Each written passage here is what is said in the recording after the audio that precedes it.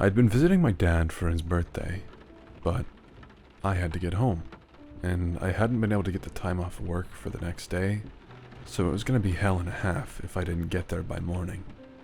The weather wasn't on my side either. What had started as a mild wind had escalated to an incessant howling, rocking my car with gusts of wind that nearly knocked me off course.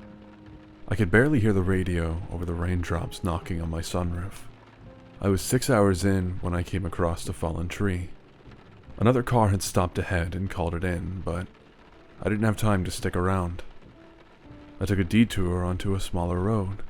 It was rural Minnesota. What's the worst that could happen? The road was more pothole than asphalt, but my GPS was still on point. It showed a 20-minute detour, but I figured it'd still be quicker than waiting for that tree to be cleared. I rounded a corner and came across a long stretch of road overlooking the countryside. There was a wheat field to the left, and a pine forest to the right. It was dark, so I couldn't see anyone up ahead. No lights. I kept going straight, leaning back in my seat, when, all of a sudden, a car. It was parked by the side of the road. I swerved, but I ended up smacking it and cracking a taillight. I came to a full stop about 20 feet further down the road. Looking back, I bit my lip. I could keep going, and that'd be that. Or I could leave my insurance information. I dug around in my glove compartment and found a slip of paper, tucked it under my jacket, and got out. I made my way over to the parked car. It was a dark, beige sedan that looked like it had been dug out of the 90s. I didn't want to pry, but I couldn't help but to see something odd. There were at least 3 duffel bags in the back seat. I got my papers out and slipped them under the wipers, along with a 20 as an apology. I was walking back to my car when I noticed someone approaching. I noticed a couple of details. They had a dirty shovel flung over their shoulders and were holding another duffel bag. That made it 4 in total. I had this uneasy feeling. I was looking at something I wasn't supposed to. This person had been digging something up in the middle of a rainstorm. I couldn't imagine they wanted someone to see them do it. I got out of the rain and into the driver's seat. I put the keys in and fired up the engine. It made a bit of a huffing noise, as if wanting to stall, but it didn't. Then someone knocked on my window. I could have put my foot on the gas, but I didn't. Instead, I turned my head only to see a stern-looking man in his early 50s. He had a thick mustache and a black baseball cap. A look that made me think of someone trying their best to be forgettable and neutral. He was holding a gun. He made a rolling motion with his hand. Let's have a short conversation before you go off running, sir, He said. It'll just be a couple of minutes. I rolled down the window. It was dawning on me just how bad this could get if I wasn't careful. We were alone on a small nondescript road, during bad weather, and no one knew I was there. And he didn't look like the type of person who was eager for a rational discussion. Look, I'm sorry about the taillight, I said. Mind lowering that pistol there? I would mind, yes. He reached his arm through the open window and unlocked the door, opening it. He motioned for me to step out. I looked back at the steering wheel, not sure what to do. Maybe I could get away if I did something sudden. I wouldn't do that. He said. It'll get messy. I didn't see anything, I assured him. I'm just passing through. I'm sure you didn't. Now step out. Looking down the barrel of a gun, I was inclined to listen. I stepped out. My mouth went dry as my senses heightened. I could feel the blood rushing to my head. I don't know what you think I saw, I said. It was just a duffel bag and a shovel. I don't even know you. Just step right this way. He said, pointing me to the side of the road. I didn't see the license plate. Hell, I can hardly see you. It's raining too much, you know? Fair enough. He pointed at something up in the pine woods. Can you see that? He asked. I leaned in and looked closely. There was nothing up there, just pine trees and rain. Then I realized what he was doing. He was making me stand still. I didn't have time to turn my head before he fired the gun. Now, a lot of stories would have ended here. That would make sense. Even though I barely knew the guy, or what he'd done, he wasn't taking any chances. He shot me point blank in the head. I had no idea what happened next, but I figured out a couple of things. He pushed my car into a lake, and he buried me in a shallow grave just east of the road in a field, right up a hill. Writing it out like this, it seems almost detached. Like it didn't really happen to me. Like it happened to someone or something else, but I can't say it any other way. He killed me. And I didn't even understand why. In terms of time, it felt like blinking. One moment there was a flash and a bang, the next I'm inhaling dirt. I almost choked then and there. A first sour breath, bitter with the salt of the earth. I flailed around until the air touched my fingertips. Then I dug. I gasped for breath, but all I got was mud and grass. Finally, my face broke the surface. I wheezed, sucking in the night. Only then did I realize that my heart was still beating out of my chest. I was still surprised by the loud sound, the gunshot. The rain had seemingly cleared up, but it was late. I was out in a field. It was a small glade in the middle of a pine forest, where I was surrounded by these strangely colored sunflowers. They were probably white, but they looked kind of blue in the moonlight. I just had the clothes on my back. He'd taken my phone, my car keys, my smartwatch, everything. He'd buried me alive, I thought. But the strangest thing about it was that right where I'd been lying, there was a cross. It was crude, a couple of broken 2x4s nailed together. Looked more like a plus. But the hell kind of murderer leaves their victim alive and marks their grave? That's when it hit me. He didn't leave me alive. He'd shot me in the back of the head. I touched my skull back to front, but there was nothing wrong with it. Not even a bruise. Physically, I was perfectly fine. But that just didn't make any sense. What the hell had happened? How could I be okay? I had no idea where to go, so I just picked a direction and hoped for the best. It was dark, but the moonlight helped a little. Looking back at that weird glade, I couldn't help but feel watched, as if those creepy sunflowers were all turning my way.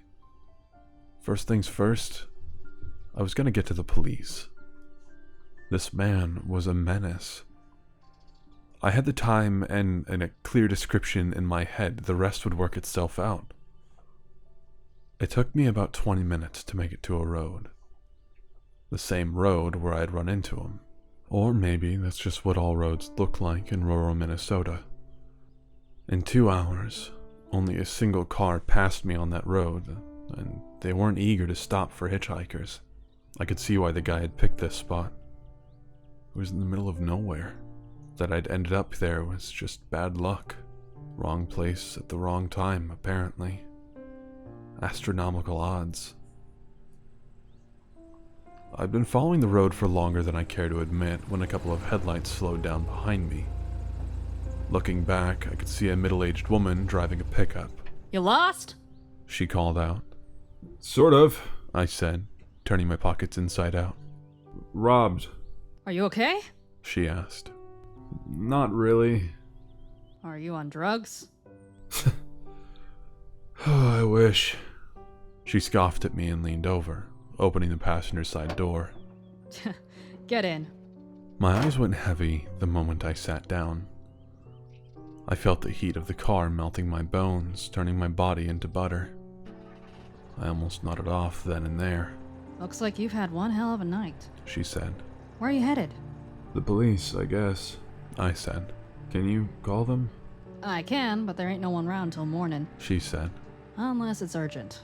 It's kind of urgent. Look, you're not on fire and no one's hurt. They're not coming out to get you till morning, that's all I'm saying. I wiped some dirt off my face and nodded. Nearest motel, then. Nonsense. She smiled. You can have my kid's room. Just for the night. I appreciate it. Her name was Marianne. She worked at a water treatment plant not too far away and was coming home from a night out with her work friends. As a single mother to a now grown kid, she didn't mind lending some empty nest space out to a stranger in need. I feel like between Marianne and the man who shot me in the head, I'd managed to find the two kinds of people you might run into in rural Minnesota. I got to borrow a room next to her garage for the night. I took a shower and threw my clothes in the washer. Marianne didn't have much food to share, but she microwaved me some leftovers. Lasagna. We talked a bit about what had happened, but I didn't have much to say. It was so hard to describe. I couldn't just babble on about how I'd crawled out of a hole in the ground, so I said I'd been mugged and my car stolen at gunpoint. It was an uneasy sleep. It's like my heart wouldn't settle down. No matter how comfortable I was, I kept feeling like I was on the edge of bursting into a sprint, like there was still an immediate danger. It was like I kept hearing the click of the gun, anticipating the painful flash of the bullet burning past the hairs on my neck. The following morning, Marianne made breakfast. She was chatty, and making breakfast brought out the people person in her. That road is trouble. She said. But I guess you're not the worst thing we found there. Oh, yeah? Yeah. She continued. Did you see the, hold on. She wiped her hands on a towel and lent me her phone. She had a social media post up about a dead man. I recognized him. It was the man. The one who shot me. There wasn't a lot to it. A small post talking about how he'd been a couple of weeks from turning 71, and how he'd passed suddenly in his car.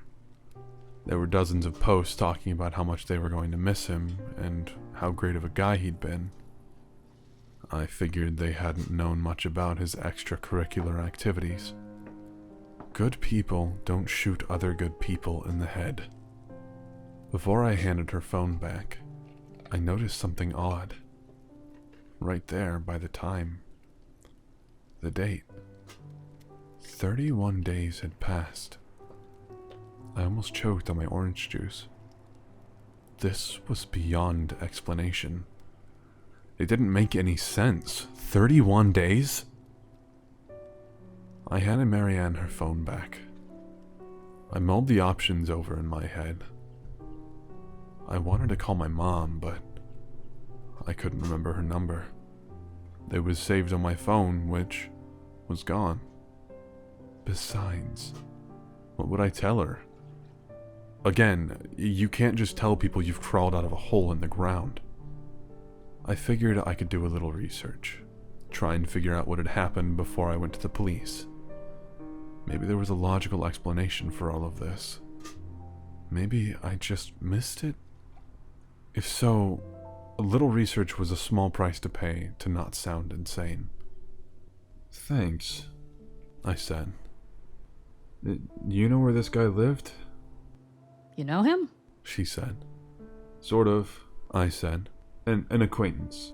I mean, yeah, I can show you his place if you want. I had to know more. There were too many questions in the air right now, and I had to get a couple of answers before I started to untangle it. If I could figure out why this guy had shot me in the head, Maybe I could go to the police with something concrete. How the hell 31 days had passed would have to wait. Marianne drove me downtown. I don't remember the name of the town, but it was small. Basically just a collection of houses by the side of a quasi-busy street. I'd gone from late autumn to early winter in those 31 days, and it showed. The morning frost was just melting off the sleeping trees. She turned onto a small road just off the main street and up a hill. The house we were looking for stood out like a sore thumb. The only white house with red detailing. It looked like a big shed had swallowed a candy cane. It was hideous.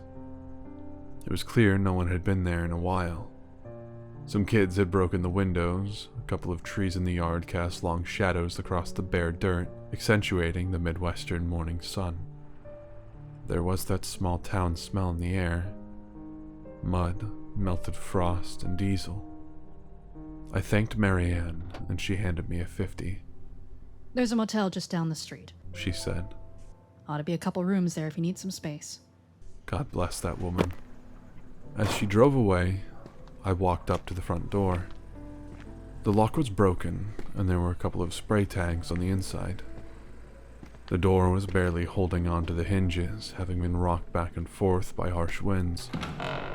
The inside was pretty lackluster. The guy was clearly a loner. No pictures on the walls, no pets, barely any decorations. A couple of polite postcards from acquaintances piled up in the hallway. Empty plates on the kitchen table. Checking the fridge, there was half a six-pack and a jar of pickles. And that's it. It was empty. If this guy was turning 71, there were no signs of a long life. In fact, there were no signs of anything. You could tell there'd been people going through the place. Furniture had been moved and broken. There were scratch marks on the floor where someone had tried to break the floorboards. There was also some cigarette smoke. Maybe the guy was a chain smoker, but the place didn't smell like it. I wandered around, not really knowing what to look for. I had this feeling that knowing why he'd tried to kill me might shed some light on things. But it really didn't. It's like the post said. He had just tipped over and died. It was hard to accept that maybe, just maybe, I'd been in the wrong place at the wrong time. Maybe I'd never know for sure. Still, the guy had it coming. What if the reason you just don't kill people in cold blood? Leaving that house behind, the question remained. Why me? What did I do? There was no point in grinding it over and over in my head. I figured I'd get a room at the motel, get in touch with the police, and get back on the road. My family had to be worried sick. I felt a little bad for spending this much time running around with this nonsense. But it bothered me to no end. You don't forget waking up in a shallow grave. You just don't. I followed Marianne's directions and came across a gravel path. A long, winding path over a hill and through the pine woods. I spotted a peculiar tree in the distance. A dead, leafless oak. I decided to stop there to rest my feet for a bit. It had a root that curled around itself, making it an excellent seat. I sat down to ponder my options. But see, I do this thing when I'm in deep thought. I scratch something over and over with my left index finger. There's something about the sensation of running your finger over something textured that just numbs my mind.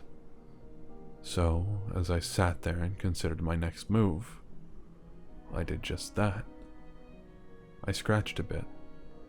Right in that exact spot, something had already scratched the bark off.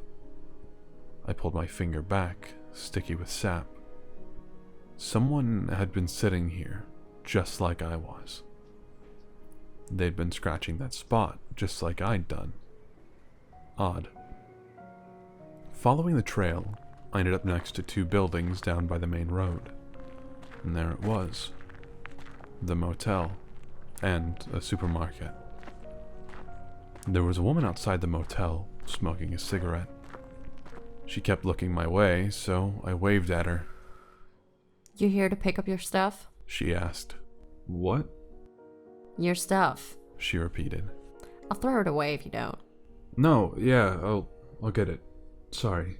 I had no idea what she was talking about, but she clearly intended to talk to me. There was no mistaking it. She'd seen me before. She was very comfortable in that fact, so much so that it made me question if we had history. I joined her outside the motel and waited for her to finish her cigarette. I got a stern talking to about leaving things behind. Apparently, there was only so much space in the lost and found. I apologized, which eased the tension a bit. Maybe she was expecting some kind of entitled big city folk talk from me. She said she'd give me 20 minutes to clear out the room and handed me a key. I hurried down the hall and up the stairs. Standing outside that room, I didn't know what to expect. I'd never been there before. I'd never seen this woman, and yet she seemed to know me, or at the very least, she'd seen me before. When I entered, I could tell someone had been living there. There were some clothes and a couple of items scattered across the nightstand. It didn't take long until a chill crawled up my spine. The clothes in that room were my size. There was a toothbrush in a green plastic case in the bathroom, just like I always keep it.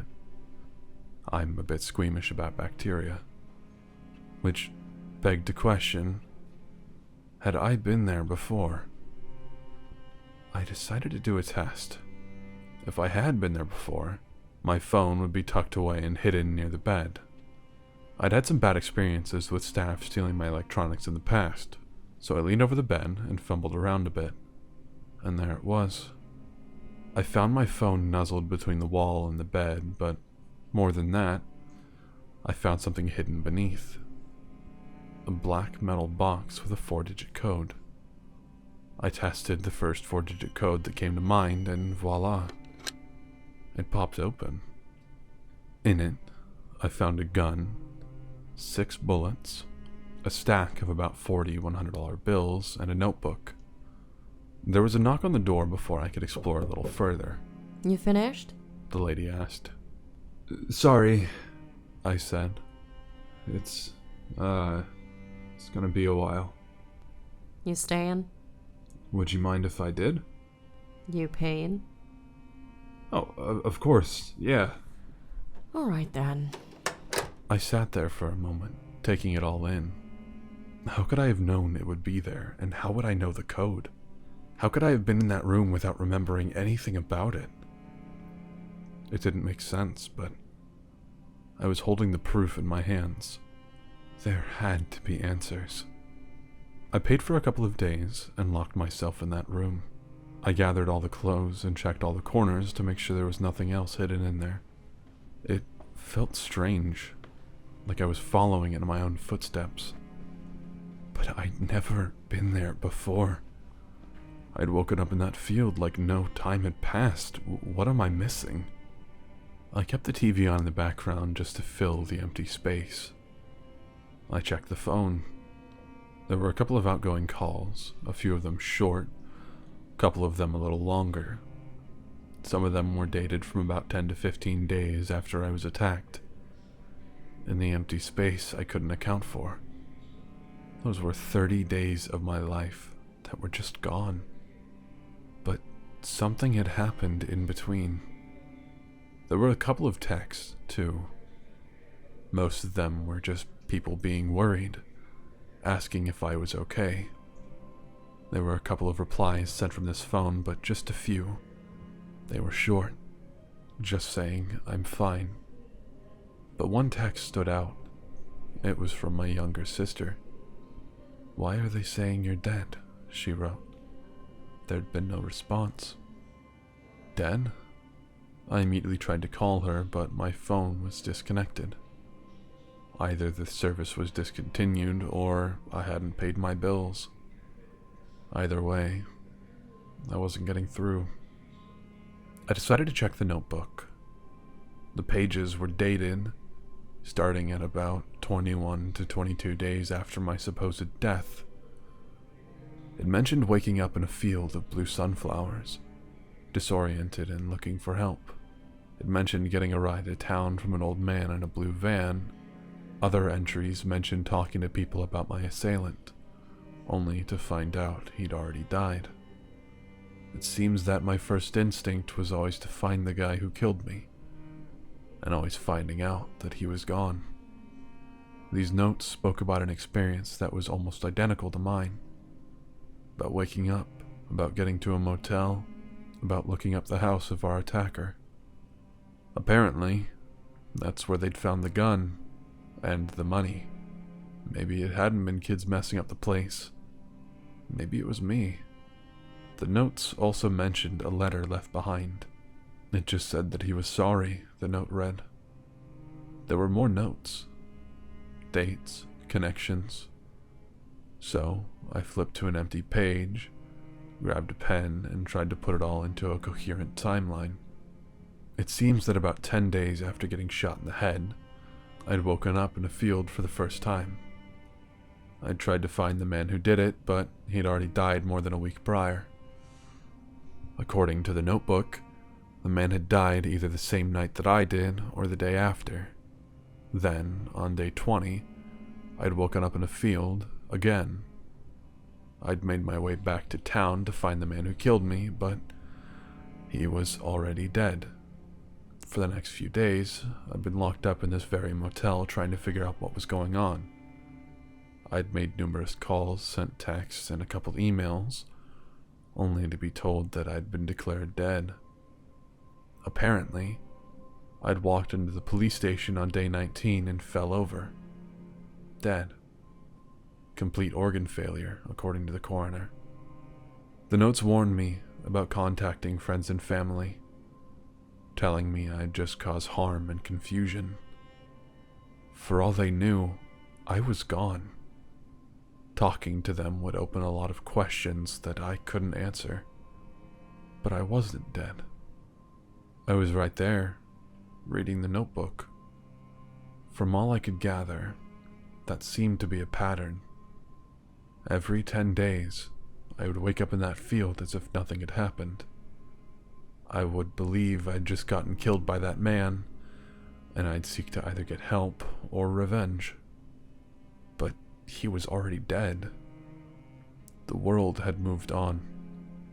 But the note didn't speak of me having seen any other versions of myself, so what exactly happened to every version?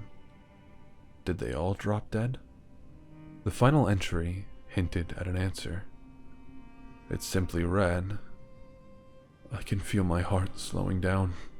I haven't been able to relax for over a week, and now it's getting hard to move. I have to pry my fingers open with my teeth. My toes have turned black. I'm seeing things. I see the one before me. I see you reading this. I know what is about to happen, and to prove it, I will put a cross on that spot. It'll be the first thing you see." The cross. The old man hadn't been the one to put that up. I had. This was the working theory. Every 10 days, I would wake up in that field. And every 9 or 10 days after that, I'd die, only for a new me to wake up, repeating the cycle. I couldn't wrap my head around it. I turned everything in that notebook in and out, looking for answers. There were a couple of notes about checking the library, talking to people about local legends, mentions of those strange sunflowers, but there were no answers. It was all dead ends and vague nonsense. I didn't know what to do. The first version of me had fumbled around, confused and scared, and died. The second version had tried to figure things out, but was still gone. What the hell could I do that those two didn't? And did this mean I was gonna die in about a week? Every idea that I had was in that notebook. It was already there, and it had failed. I checked the soil in that glade. I talked to the locals. I'd researched similar myths and legends. I tried burying myself in that soil again as if I could go back somehow. But no. I'd been killed and buried among those flowers, and they refused to stop bringing me back. And it did so about every 10 days. I wasted the entire day trying to piece it all together. I fell asleep somewhere around 9 in the evening, still holding the notebook. I kept falling in and out of sleep, having these uneasy thoughts. I kept imagining that final breath as I breached the surface, digging myself out of a shallow grave. The confusion, the ringing in my ears from that gunshot. But there were other things in the dark of my dreams. The sound of my feet rushing into the house, desperately digging through a home, only to find a gun and a letter. Scaring off a few kids, making them drop their spray cans as they fled. Then there was the sound of people crying and screaming in my ear. Questions I can't answer. Desperation on all ends. Building this tight knot in my chest that no comforting word could untangle. Then a lake, aching joints, a final swim as my bones fossilized and decayed. I was at peace, knowing I was about to go, and I chose to do it in a way where no one would be bothered. And now, me, here, alone in a motel, trying not to hear the ticking clock, trying not to think what happens when my 10 days were up. The next day, I sprang into action. I washed the cold sweat off my brow and decided to answer what questions remained in the notebook. I would do anything. There had to be a solution. Things always work out one way or another. Checking recently used apps, I found out that my previous iteration, the second copy, had used a map. They'd searched for nearby lakes. There was that one lake called Frog Lake nearby, and they'd just walked into it. That must have been the way they chose to end things. Out of sight, out of mind. But the biggest questions remained. Why had that old man killed me to begin with? I fell into a vicious cycle of anxiety, depression, and failure. I tried to find his car, but it had been destroyed. Tried to find any of his relatives, but he had none. All who had posted had been acquaintances and friends he'd made. I messaged a couple of them, using the motel Wi-Fi, but they either didn't respond or had nothing to say. I tried to check for prior convictions, but he had none. I tried to find something about his gun, but it was unregistered, and the serial number had been filed off. I couldn't even find out where he got the bullets, and why had he apologized? Why leave me money? The only thing I could think of were those duffel bags of his and his digging. There had to be a reason. The nights were getting worse. I was seeing little glimpses of things that had been. Crying in the motel room, rushing into the police station, tearing out notes from a notebook and clawing at my face until it bled. Frustration, hopelessness, and desperation. And with every glimpse, every dream, I started to realize how futile this was. Every idea, every thought, everything I tried, I'd already done it. I was just repeating patterns. I was in a race against myself, and nothing would change. On day 5, I'd made my way back out to that glade, retracing my steps. I found that it was surprisingly close to where he had parked his car that night. Most of the ground there was gravel and rock, but the soil in that glade was soft and malleable. To me, the only thing that made sense was that he'd been digging for something up there. The cross was still up there, I couldn't stop looking at it. What had I thought as I put that up? Did I still have hope? That night, I started seeing other things. Not things that had been, but things that were to come, years from now. Waking up in that same glade, the cross long since withered by age, a little bag left by the side, a welcome package. The sunflowers would still be there. The cars would look different, quieter, cleaner. Over time, the roads would deteriorate. The sun would be warmer. I'd draw thousands upon thousands of the same first breath, over and over. I'd ask myself the same questions. I'd try the same things, and I'd come to the same conclusions. I forced myself awake before I went too far. I didn't want to see. I didn't want to know. The clock was ticking. On day 6, I had completely given up. I just lay there in the motel room, watching daytime TV, eating stale chips from the supermarket across the street. I juggled 10-minute naps with bouts of existential panic, feeling my heart race through my chest as my lungs tightened. I could hear it in the back of my mind. That ticking clock. It was almost over, forever. I tore my hair out. I crawled into a fetal position, laying in the shower until the water turned cold. But whenever I closed my eyes a little too long, I'd hear myself drawing that first breath, again and again, coming to the same horrifying realization. And before I knew it, it would be over. And it would be over, and over, and over. And I'd never really know what happened until it was too late. By the night of day 6, I might as well have been dead. I just lay there, naked on the floor, dissociating. I don't want to talk about day 7. It got worse, and I did a lot of things I wasn't proud of, so I'm skipping ahead to day 8. On day 8, I took a walk downtown. There was a corner pub where I decided to have lunch. By happenstance, 2 police officers walked in. They were having a discussion, and I couldn't help but overhear it. That doesn't make any sense. One of them said. How can the guy have his own bones in a duffel bag? Well, that's the thing. The other said. He must have had a twin.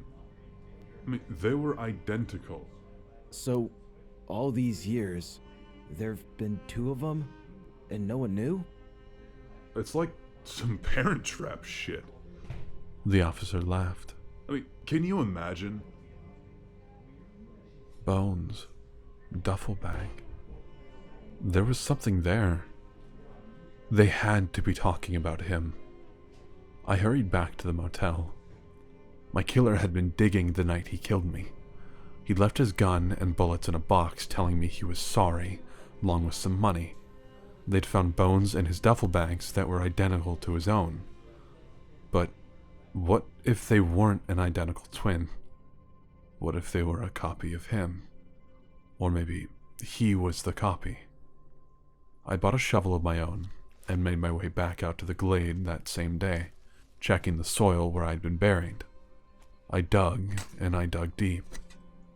Maybe there was a reason I'd been buried in a shallow grave. Maybe there was something else further down. I dug until my muscles ached and my lungs burned. I dug all afternoon, in different places, and finally, I found something. About 5 feet deep, there was a body bag. It was covered in chemicals, but the smell was unmistakable. There was a corpse in there. I knew what I'd see before even opening it. The zipper struggled, but it rolled open, challenging every sensation in my body. It's a strange feeling to hold your own face, to see your own closed eyes, to stroke your own hair in comfort, the little quirks and scars that only you know of, except for that one thing, a bullet hole. I collapsed to my knees. I'd figured it out. From a stray thought mentioned by a passerby, I figured it out. There was a reason that the man had a bare bones home, why he looked 50, although he was 70. He'd gone through this. He'd been in the cycle before me, killing me and having me take his place in the ground must have broken the cycle. There was an end to it. That's why he apologized. That's the reason he just killed a random person by the side of the road. It wouldn't end until someone took his place. If not me, then someone else. So that meant that I had two options. I could go through this nightmare over and over, or I could end it.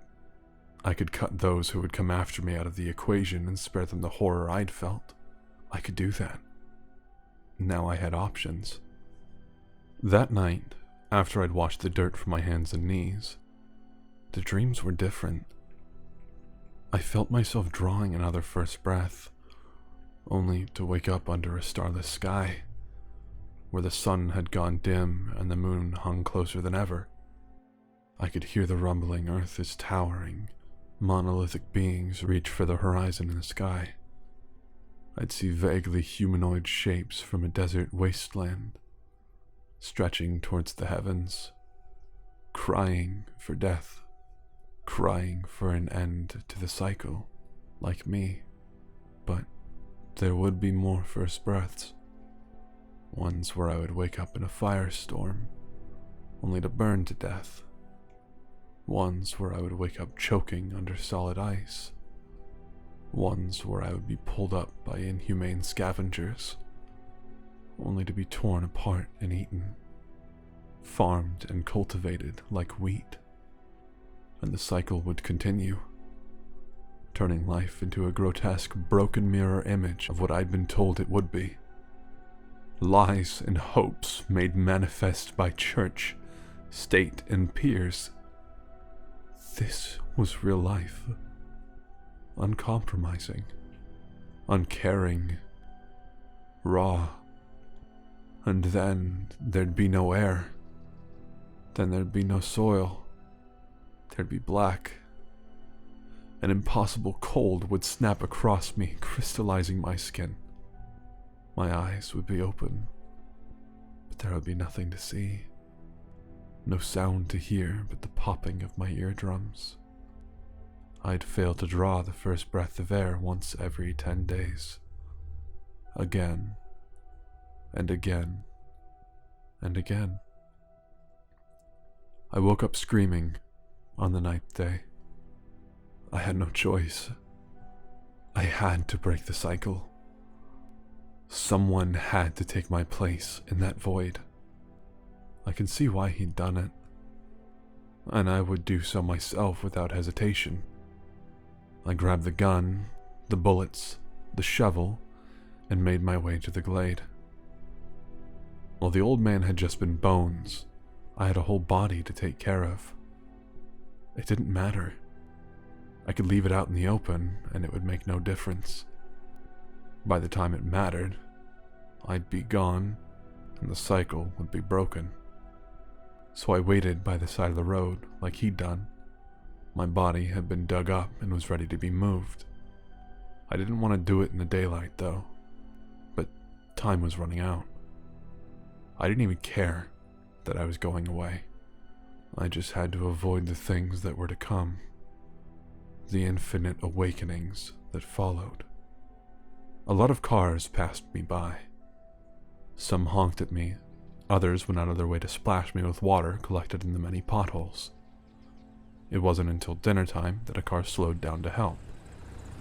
A good Samaritan. A pickup truck. Marianne. No, I muttered under my breath. Just keep going. Not you. But it was getting late. Could I risk waiting for someone else? She rolled down the window on the passenger side, smiling at me. Her radio clicked off. You back here? What kind of trouble you looking for? She laughed. I'm fine. I said. You can keep going. Fine. You're right back where you started. Don't tell me you got robbed again. Not this time. No. So why are you here? She scoffed. I had my hand on my gun. There was no one else around.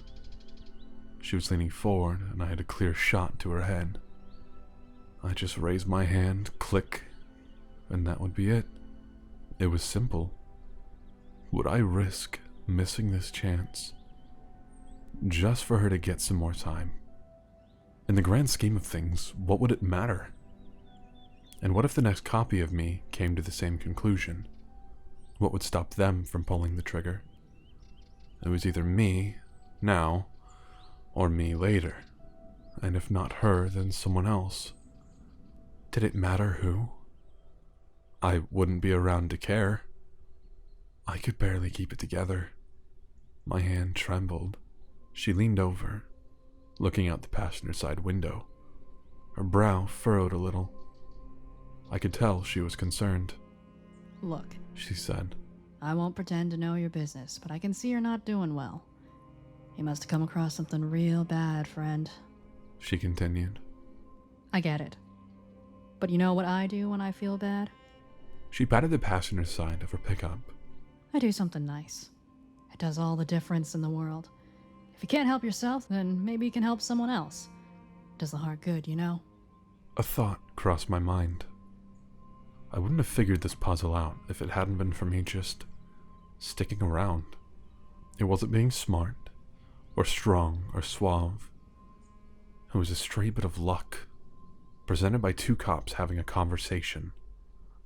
So, maybe it didn't matter if I couldn't see a solution here and now. There could be a solution elsewhere, at another time, that I just hadn't seen yet. And maybe I wouldn't see it. But maybe the next me would. Also, by knowing what was to come, who was to say I couldn't stop it? This outcome couldn't be completely predetermined, or else I'd have told myself about it in the notebook. I had to believe there could be a better way, that there could be a solution and a beautiful ending. Not just for me, but for everyone. I took my hand off the gun. I just gotta get something. I said. Can you give me a couple of minutes? Sure. She smiled. Don't keep me waiting. I rushed back up to the glade and nailed a note to the cross. The next me would get a welcome package. I followed Marianne back to town, but she offered to have me stay in her son's room again. I couldn't decline. I borrowed his computer, and that's why I'm here, writing this down. I need to spell things out in a way another me will understand, and I think this is a way to do it. So if I'm reading this, hello, I'm glad you saw the note. I hope this sheds some light on things. Maybe you can make it better for the next one. My joints are growing stiffer and my heart is slowing down. It's actually sort of pleasant. The worries start to fade, but the cycle will continue. I'll be gone before long, and I'll make sure Marianne won't find me. I've called the motel, telling them I'll be back soon, and to keep the room. I have the money for it, at least for a while longer. It is so easy to despair, and so easy to forget our view. We can only see so far, and we can only hear so much. What feels like an endless darkness today can be a warming light by the morning. Sometimes all we have to do is hope, to hold on, to be the best we can, and trust in the way things unfold. We don't even have to be smart about it, or strong. Sometimes we just gotta be at the right place at the right time. I don't know how many hours I have left. It's strange to count yourself in hours. It's nice not to know for sure. I'm gonna go for a walk and see how far I'll go. Take a deep breath, as if it's your first. You have all the time in the world.